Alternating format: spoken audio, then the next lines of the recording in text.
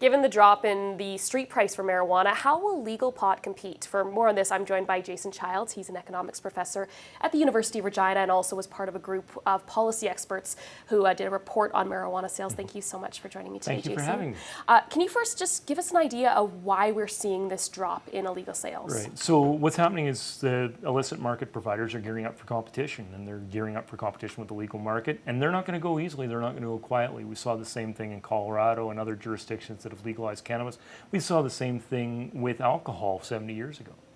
And the price is very low. I mean, we were speaking about how it's probably the lowest it's ever been. Do you think it could drop even more? There's room. I mean, when you look at the financial reports for some of the licensed providers, you see costs of production around $2, $2.50 a gram, including shipping. So there's room for that to fall even lower. And these are the licensed providers that are meeting all the licensing and legal requirements for Health Canada. So there is room for prices to drop even further, I think.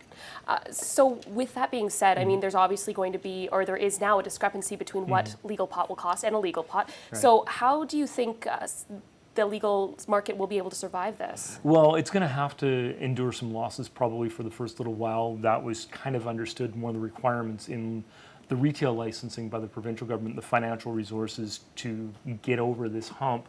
But we're going to have to see prices come down. We're going to have to make getting the varieties correct even more important than it was before.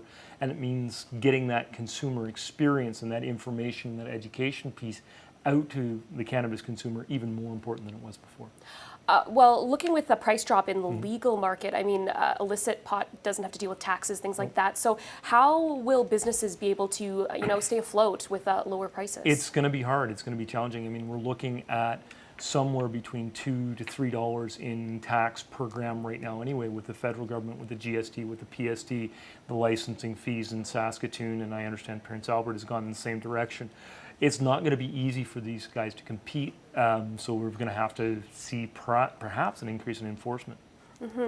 So you mentioned that it is going to be hard for, businesses to succeed, and also there's a difficulty around marketing with pot. Can you just expand a little bit about that? One of the concerns that's been raised by some licensed producers in Canada across the board is it's really challenging for them to communicate with their consumers. So you can't give the kind of product use information, the product description information to the consumer as a licensed producer. That's really challenging, and that's part and parcel of some of the legislation that's put in place.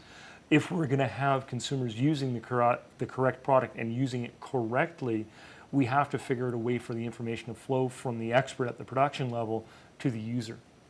So you mentioned that prices for illegal pot might have to come down. What do you think? How do you think that will happen? Well, we've got to think really hard about this taxation scheme we've put in place. We've got to think really hard about the licensing scheme.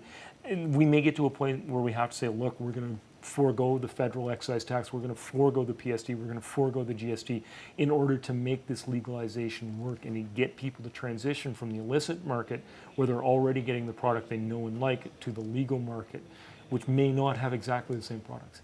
So, I mean, in a scenario where the legal market does have trouble competing with the illegal market, what would happen then? Well, then the whole idea of the policy, the objectives that were stated when Bill C-45 was passed, fail. Right? If the illicit market continues unabated or without being reduced substantially in size, we're going to see access by youth remain the same. We're going to see the product quality remain roughly the same. We're going to see all these other things remain exactly the same. So if we don't get people to transition from the illicit to the legal market, this policy has been largely for nothing. All right, so, and quickly, just before we let you go, the next few months, how do you see that playing out as we head up to legalization and then after legalization itself? So I think we're going to see the price in the illicit market continue to drop a little bit more. I think we're going to see it drop even further after legalization. Once that legal competition comes online, the illicit market providers are going to respond. And so we're likely to see losses in the short term, at least for the retailers, maybe for even some of the licensed providers. I don't think the government's going to be making a whole lot of money on this. All right, so it might be a rocky road ahead. Thank you so much for this today, Jason. Thank you.